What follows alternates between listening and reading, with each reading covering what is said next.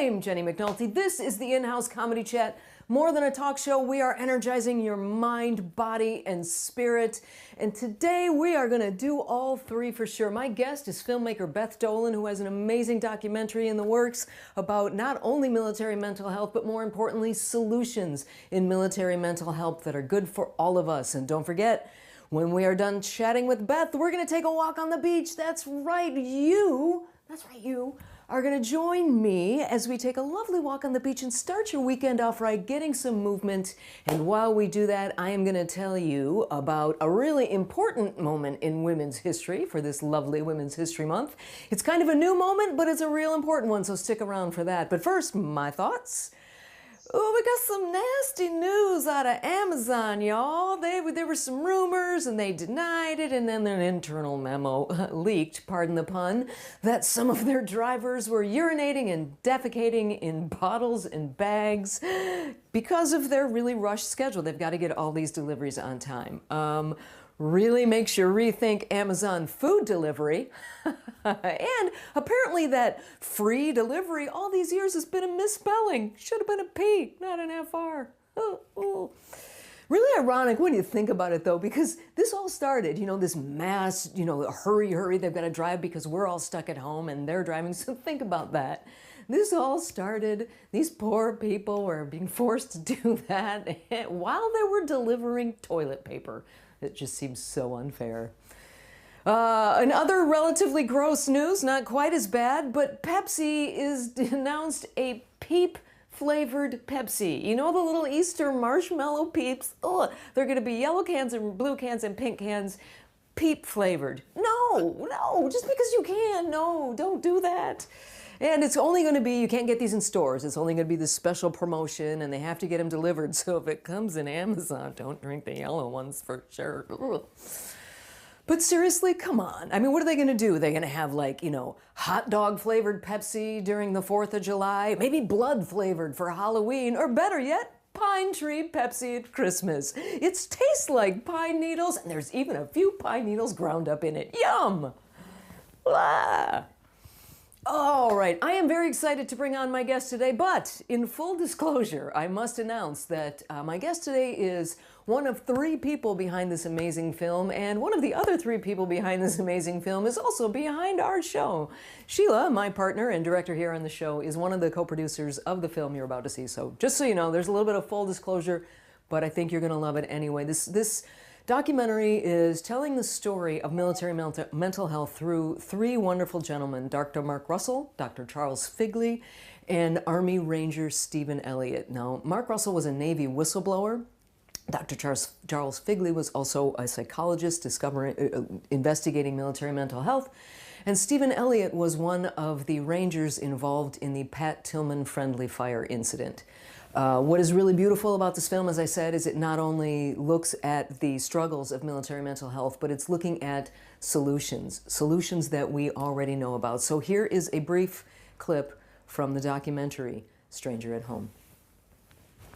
The first couple of years, I purposely left the door unlocked. I wanted someone to break in. I wanted to have that kind of confrontation, the feeling that I had in war. So you're sitting with a psychiatric nurse practitioner, and she's asking questions like, are you suicidal? And you kind of sit there and you're just like, yeah. And it's not because I need somebody to convince me that I have something to live for. It's because I was tired and slept for years. I was tired of nightmares. I was tired, just tired. People fell through the cracks, Marines committed suicide, and all that could have been possibly prevented. We want to have mental health integrated so fully within the military that there is no lack of attention compared to the medical side. We're asking for very specific policy changes that come right out of the language of all the studies that have been done. We're not creating something that's being imposed on the military. Their own studies. It's their own studies. We're just saying that we need to actually follow through on these recommendations.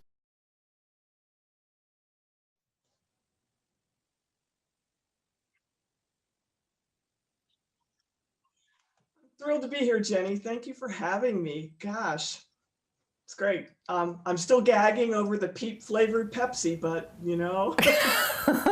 Isn't that nasty? Oh, I love it. Drinking marshmallows, gross. I laughed and gagged at the same time, as you said. So this is such a wonderful project now, and I know you guys have been working on this for 7 years now, and I've been watching you every step of the way. It's such a remarkable story. If you can, just briefly give us, how did you get involved in this, and why do you feel this is such an important project? Well, for me, the project sort of walked into my life. I attracted the project into my life because in full disclosure of mental health here, someone very, very, very close to me, was suicidal, and I did not know that they were struggling. Here we are on a comedy show, and I launch with that.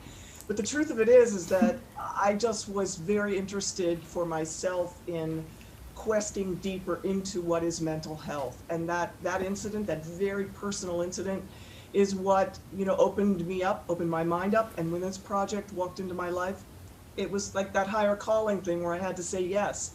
And then fortunately, my co-director and partner, creative partner, came on board, and God bless Sheila, she said yes too. So that's really how it started. There's a whole lot of other details, but we don't have time for that. But it was a higher calling, and that's what keeps me going. And there's a readiness now for the conversation. There wasn't 7 years ago when I started. Which I find absolutely. That's what I think. When you struggle so long, and you hear every time they're accepting their Oscars for their documentaries, it's always a 10-year project or whatever, and you think, my goodness, how long? But really, I think you're right in terms of mental health. This is a really good time for it. As I mentioned in the introduction, what's really great about it is that you focus on solutions that the Army has known about for years. Tell us a little bit about the history of that. Well, you're so right. This is, when we first started out, we were, as cinematic journalists, the research development, we were just like uncovering, one more bit of information. And, we were looking at what is PTSD. And then we met our main guy, Dr. Mark Russell, military mental health whistleblower, Navy psychologist, his story's incredible. When we heard his story, we said, uh-oh, there's a bigger story underneath why we have PTSD, why we have military suicide, why we have incarceration, veteran incarceration, why we have veteran homelessness, why all of that. And those are just the top of the heinous iceberg. Why all of that is rampant. We heard his story and went, oh my gosh, we better go big or go home with this. So we're telling the untold story of American military mental health so that we can all get a better sense of the bigger picture underneath in order to place solution on these bigger issues. So the history, real fast, 1946, FDR, he was in office at the time, third term. He ordered the military, he mandated them to do better by our troops coming back. And of course it was all men at that time. He saw what the, shell shock, we called it then. And he said, you Department of Defense, you Department of Justice, we're gonna do better. I'm mandating a re-entry program, a reconditioning program for these people coming back. And it was put into place, and it was documented by Director John Huston, who was in the Army at the time. They employed him to document this program, which right off the transport ships into the program, art therapy, talk therapy, music therapy, sports therapy, family integration, it all worked. It's called, this film, Let There Be Light. It was confiscated by the military police at its New York premiere after it was completed. They walked right in and they said, we don't want people to see this. They shelved it, classified it. It's crazy. They ordered it. They were ordered by FDR to do it, but they ordered it. And it sat on the shelf for 35 years, approximately, until Jimmy Carter's administration, and he found it, dusted it off, took it off the shelf, declassified it. It's now public. Anyone can see it. It's on YouTube. It's called Let There Be Light, and it is a blueprint. It is a document of a very successful re-entry program for our military members. And we don't have anything like that since. Today, there's nothing. So the question is, why? Why are we not, doing something? We have all the information, all the resources. We have that record of a successful reintegration program, mental health reintegration program. So that's a big nutshell. I just gave you military history. Look at me. But it makes... Exactly. It makes such perfect sense. We take 6 weeks or months or however long to turn them into soldiers and killers and whatnot, and then just send them home after they've experienced, horrific things. So it's so important that this documentary be told. Mark's story is very interesting. As you mentioned, he was a whistleblower, same sort of a thing. He does the investigation, they find the information, and then, okay, on that. Yeah, so, he was... Yeah, I'm sorry. Go on. Yeah. No, he's an amazing story. All three of these men are so different. They're all from different times and different eras, but they all have such important things. I think when Dr. Figley says stuff about how he left the door unlocked, wanting that fighting feeling, that really those kinds of things are what really bring it home. How did Steven Elliott come on board? Now, Steven Elliott was involved in the Pat Tillman, who, if you're not familiar, Pat Tillman was a football player in the net. He was an amazing football player, a linebacker for the Cardinals, who, when the war happened, he quit in the middle of his successful contract, joined the Army, and then was killed in friendly fire. And Steven Elliott was part of that group. How did you get in touch with him? His story is really moving as well. Yeah, well, and it's sort of it's the international story that's part of our mix here. He, like Pat Tillman, 2001 happened, and many young men at that time said, I want to go and fight and, be of service. The same thing for Steven Elliott in business school in Kansas. Young man, Pat's age, he said, I want to sign up, and he joined the Army Ranger Regiment. He trained there, and they met in Afghanistan. They met as part of the regiment. Their first mission, after being in Afghanistan for 6 weeks, was a complete kerfuffle. And this friendly fire incident happened. Pat was killed, another Army Ranger was killed, and 2 others were really critically wounded. They had their knees blown out. And when we met Steven through Mark Russell. All of our guys in this story are in cohort to change military mental health policy, to enforce the legislation that's going to put the reentry program back into place. That's a tip of the iceberg of changes. So that's how we met Steve, and we just thought, this is an important story. And as he said to us when we met him, there's thousands and thousands and thousands of friendly fire stories that get swept under the carpet by the military. They get shelved and put away. This one got attention because of who was killed, not the fact that this was, one of, a human being that lost their life, and all the people around him who also were impacted by that event, Stephen being one of them. So. Right, and that would have to be, friendly fire would have to just be just a horrific experience. Everything is horrific about it. Let's talk about next Wednesday. You have got so your film is ready to go, but as people may or may not know, there's a lot of money that comes around even after you've got everything locked, so to speak. So you've got a project coming up on Wednesday. Tell us a little bit about what that is and what you intend to do with your fundraiser.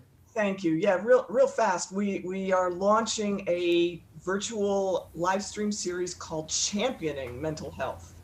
That we feel it's just the right time as a pre-distribution strategy to build our audience for the film. We're looking to be complete in fall 2021, blocked picture at that time, and start our distribution, plan out into the world, our impact there. So as a pre-distribution, to build our audience, to just be part of the conversation now as opposed to when it's done, we created this series. And so to launch this virtual event series called Championing Mental Health, we go live on Facebook March 31st, Wednesday, 4 p.m. Pacific. Our launch show, it just makes sense that it's going to be our cast from the documentary Stranger at Home. And we're all there to talk about, deep dive into those conversations that are really up for all of us right now. Trauma. What is trauma? We all know that word now after a year. Yeah. what is stigma? You know, just ending this stigma about mental health, and then we're going to be looking at, you know, the support that the military families, you know, nobody knows about them.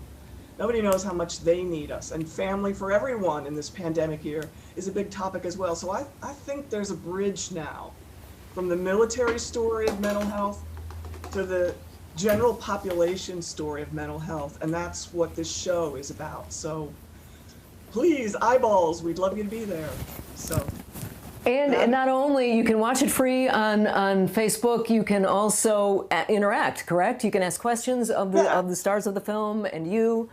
Yeah. So it's such a great project. And thank you. You know, like you said, the more attention you draw to solutions in mental health, period, whether it's because of military trauma or life trauma, it's such a wonderful cause. So. I just wish you guys the best of luck. Please, please, please do yourselves a favor and watch that. If you're just joining us, I am speaking with producer, writer, director Beth Dolan of Stranger at Home. And in addition to being an amazing filmmaker, you've got quite the interesting history. You went to Carnegie Mellon, studied drama there. And now, are you from Pittsburgh? Because you don't sound like a Pittsburgher. You know, I was in the Burgh there for a while, and I had the accent. No. I'm actually from the Philadelphia area. Allentown is my original birthplace. Oh, so okay, all right. Pennsylvania is as wide as California is as long, so it's way on the other side of the state, and yeah, so that's.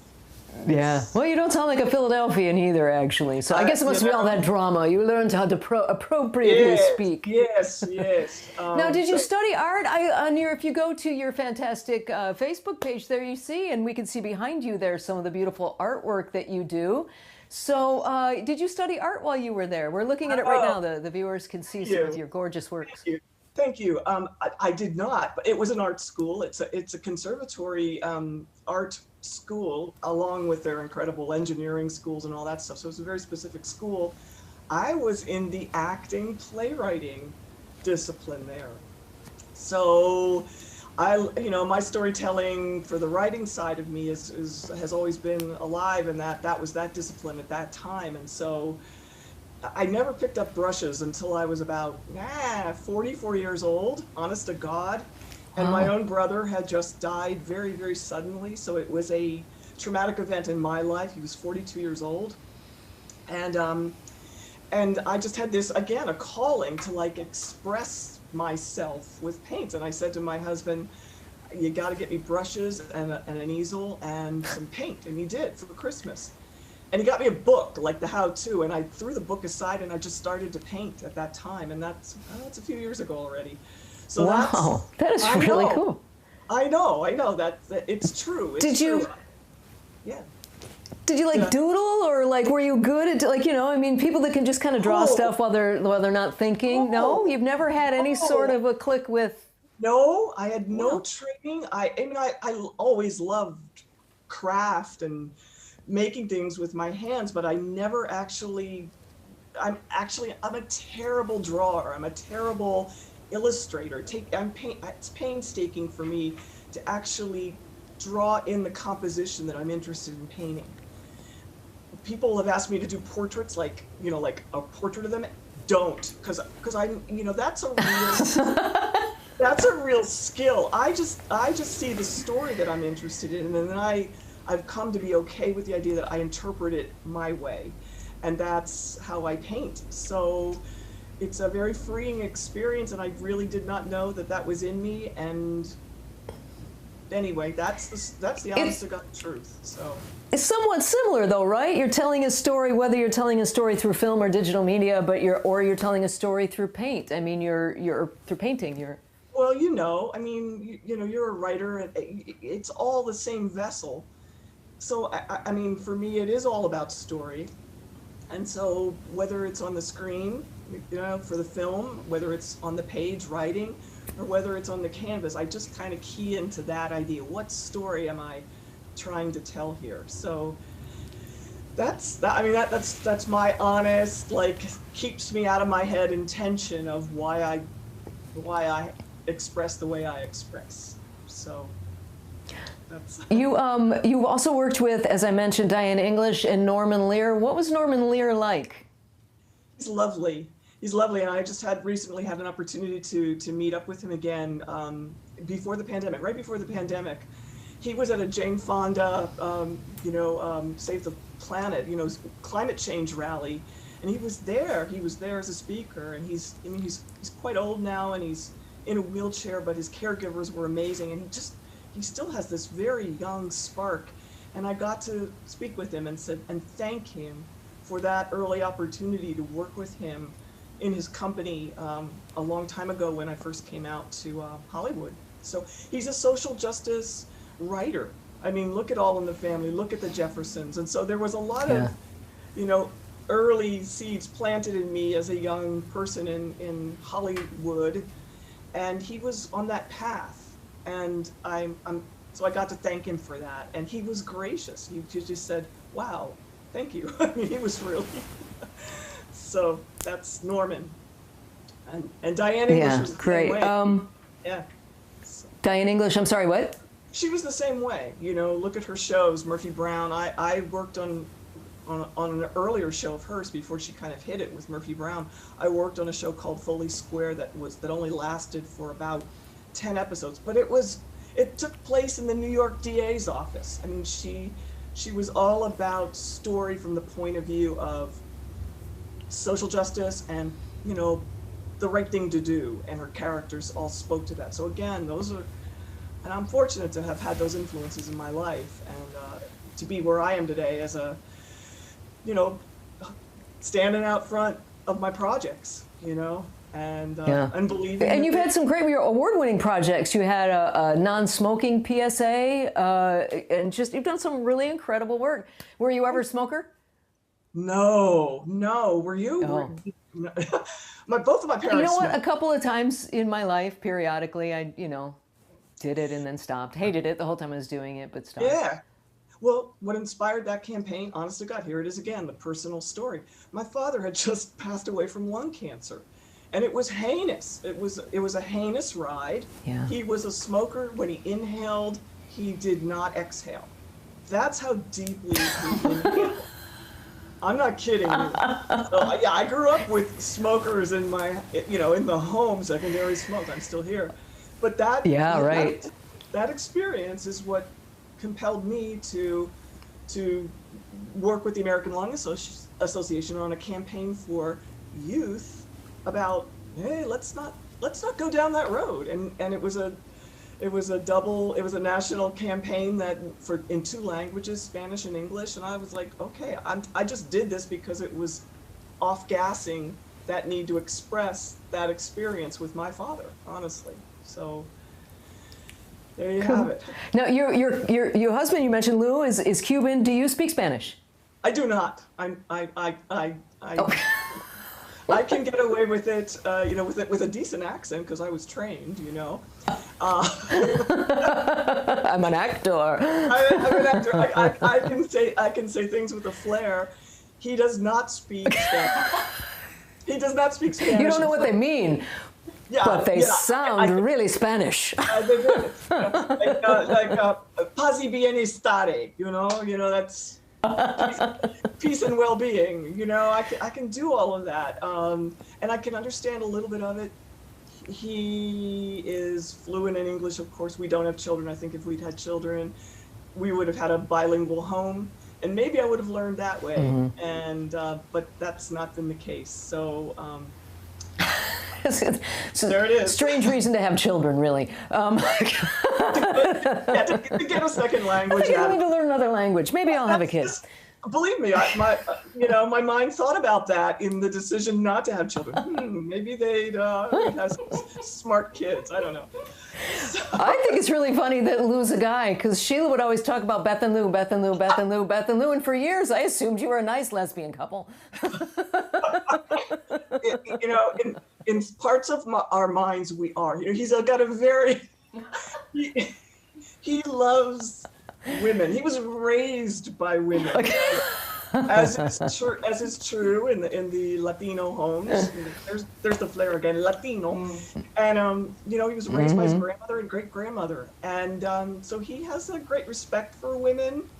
And I've been his teacher of how to treat us better for a long time. Good job, good job.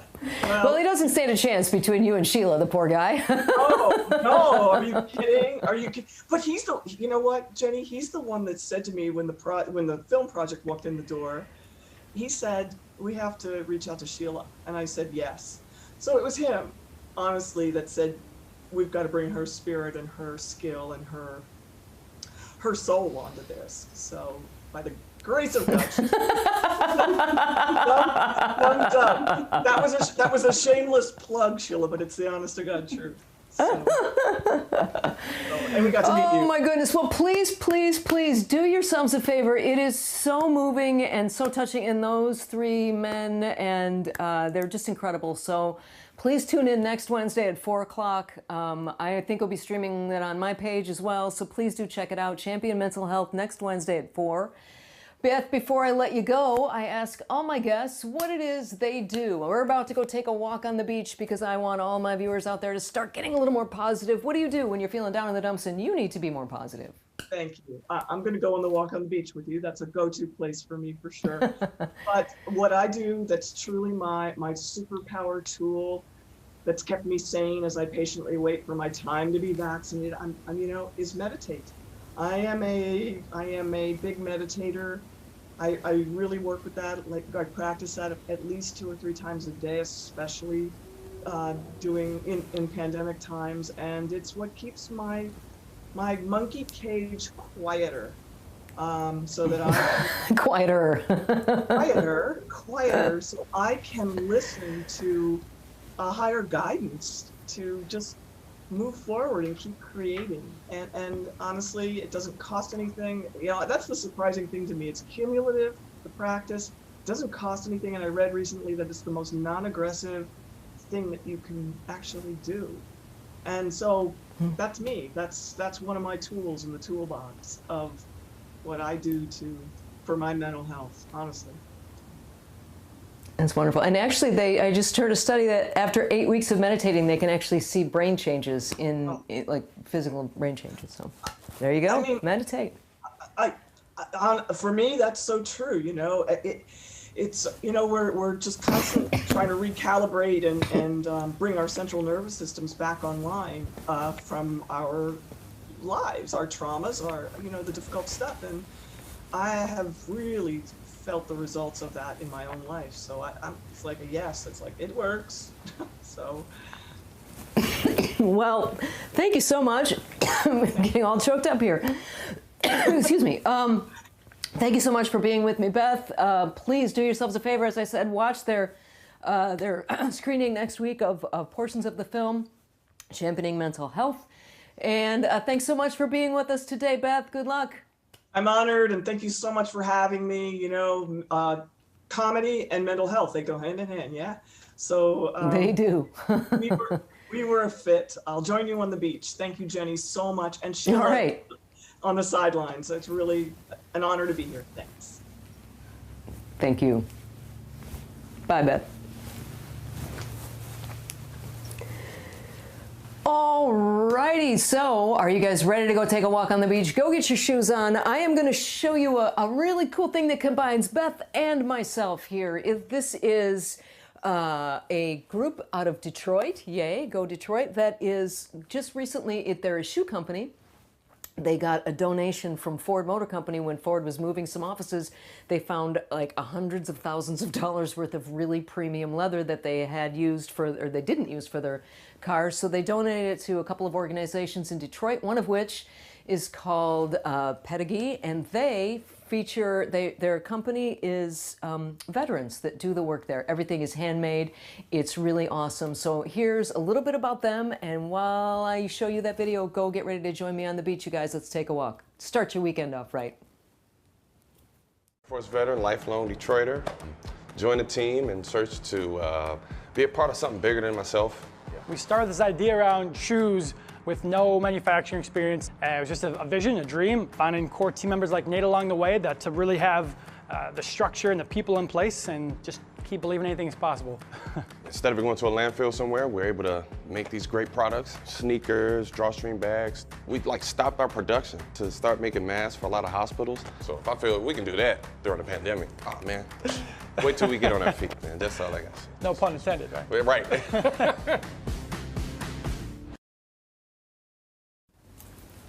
Hello, everyone. Are you ready to go for a walk? Cool thing, right? Using all that old leather, didn't have to kill any cows, and we got some cool shoes. Go Motor City. All right, you guys, come on, get up. We're gonna start the weekend off right. 20 minutes of brisk walking a day can change your life. Let me help you start. Come on, get up, get off the couch, get out of your chair, get out of bed. Let's go, let's get some movement in. You don't have to walk. Walking is the easiest thing you can do. If you want to dance, go ahead, dance. See, I should walk because dancing is not good for me. You could stretch, you could do knee lifts, but get yourself moving while we talk about a really important thing of Women's History Month. Equal frickin' pay. Yesterday was Equal Pay Day. Now, this started only in 1996, so it's only got a 9-year history of women's history, but it's a really cool program. And what it points out is the reason it was yesterday, March 24th this year, rather, was because that is the day in the United States that it takes if you were a woman has to work all the way to March 24th to make the same amount of money that a man made the year before. In England, they actually do it the opposite way, so their Equal Pay Day is in November because that is essentially when a woman stops getting paid for working that year. So it's all about equal pay. It's trying to get us to be paid the same for the same jobs. And in celebrating that, I wanted to show you a video that I know you're all gonna like because it's got Megan Rapinoe in it. Hello, because she was at the White House speaking the other day. So check it out.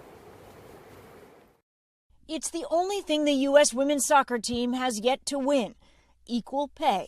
We've filled stadiums, we've broken viewing records, and yet despite all of this, we're still paid less than our male counterparts. Megan Rapinoe, a star of the team, speaking to Congress on Equal Pay Day. If it can happen to me, with the brightest light shining on us at all times, it can, and it does, happen to every person who is marginalized by gender. In the U.S., women on average make 82 cents to every dollar paid to white men. For black women, it's 63 cents. For Latinas, it's 55. U.S. women's soccer sued the U.S. Soccer Federation for equal pay and equal treatment in 2019. They now get better hotels and flights, but a judge dismissed their claim for equal pay. The team is appealing. The Soccer Federation says it's still open to further negotiation. Did you expect it to become this kind of symbol of the effort nationwide for women?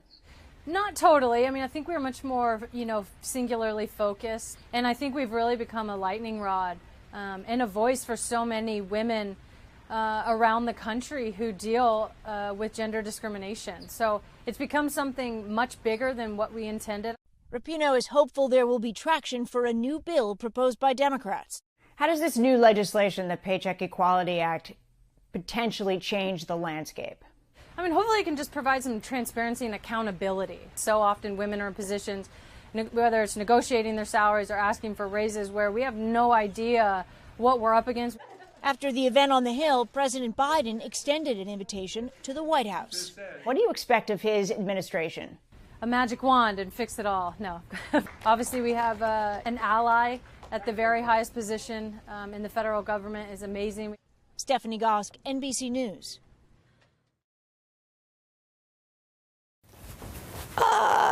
Megan's just chilling with Joe and Jill and Champion Major at the White House. How cool was that?